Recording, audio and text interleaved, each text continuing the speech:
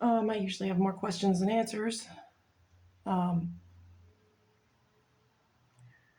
but in this case, I have something to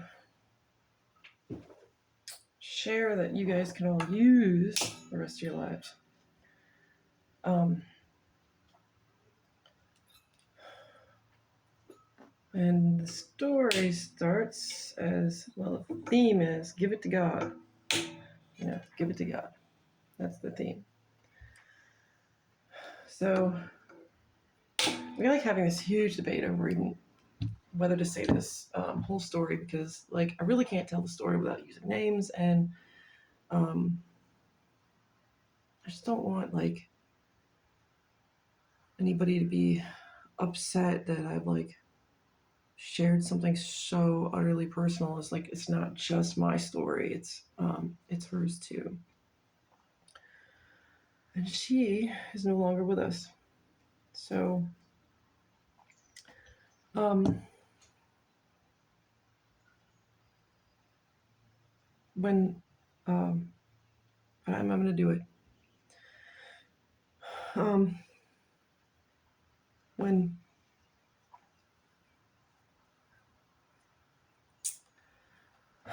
when Emmah died,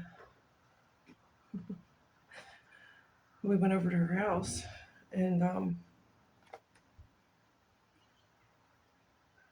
there was a lot of her kitchen was a mess and everything, and there's some pretty strong feelings about that, and how I should have been there helping her out, trying to cook with her and stuff like that. Um, but then as we progressed through the house and upstairs and everything, we found her unused diabetic medication. Um, Lots of it. Um, so then it was me and Samantha together were holding these needles in her bedroom, and when we just both in utter shock. Um, Not it was like worse than shock. It was like I can't live with this knowledge, like um,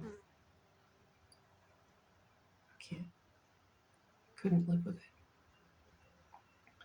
because none of us really knew like the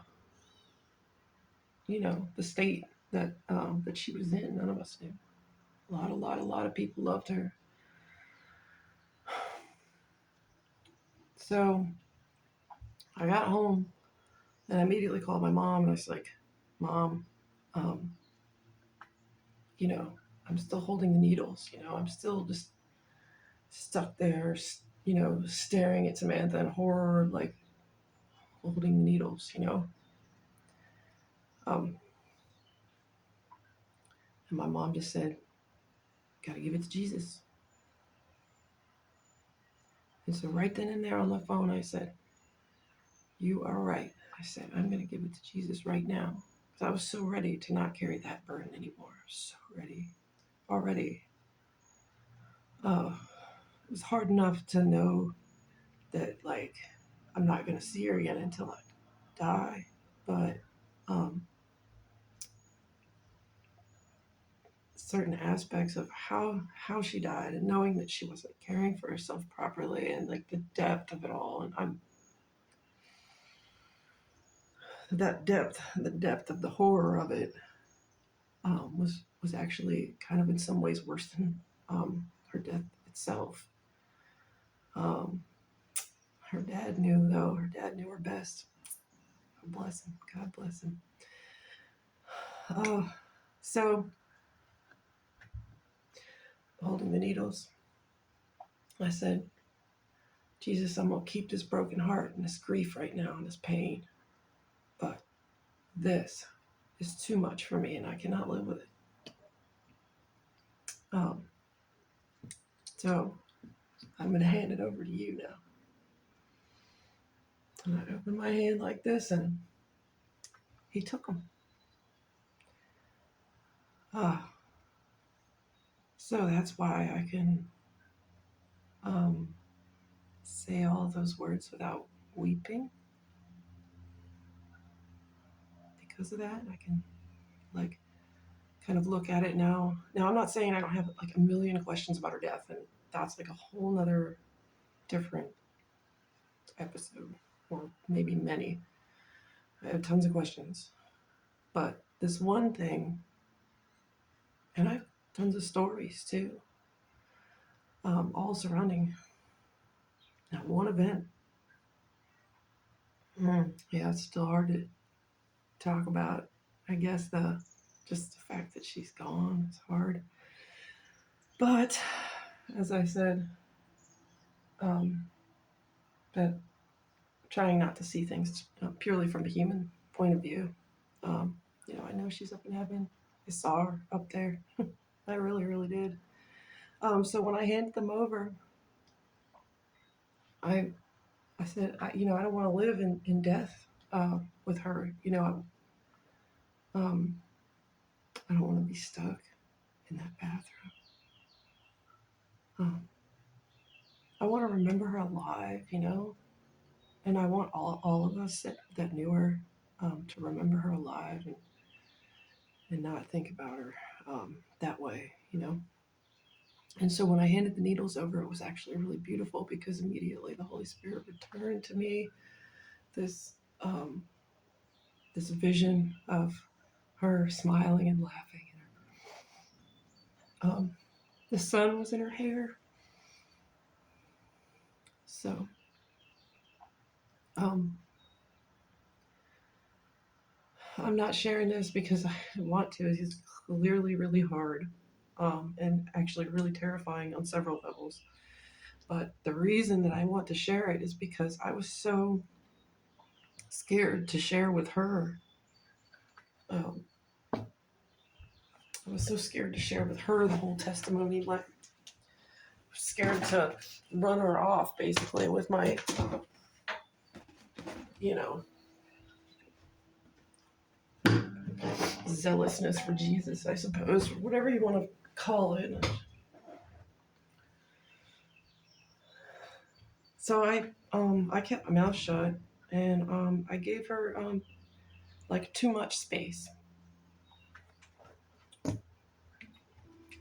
Now God protects me uh, from the guilt of that. But the reason that I'm making all of these videos, this one especially, is because I don't want to make that same mistake again. I want to make sure that I'm like boldly telling the good news. I don't I don't want to be scared of it just because how many times did Jesus get rejected? Like, it's tons of times, even in his own hometown. So, uh, it's scary. It's really terrifying. But just to even say this part of the story, it's like it's the hardest part of the story. It's the worst thing that ever happened to me. From a selfish perspective. But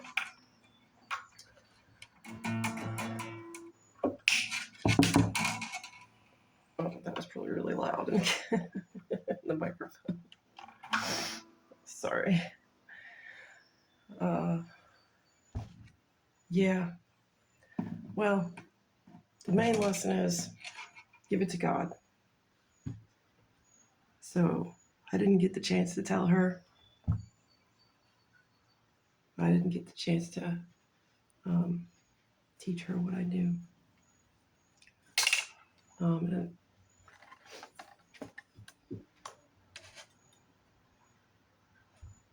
so I'm telling you guys. I gotta figure out how to get these pigs out. What am I gonna do with that? Anyway.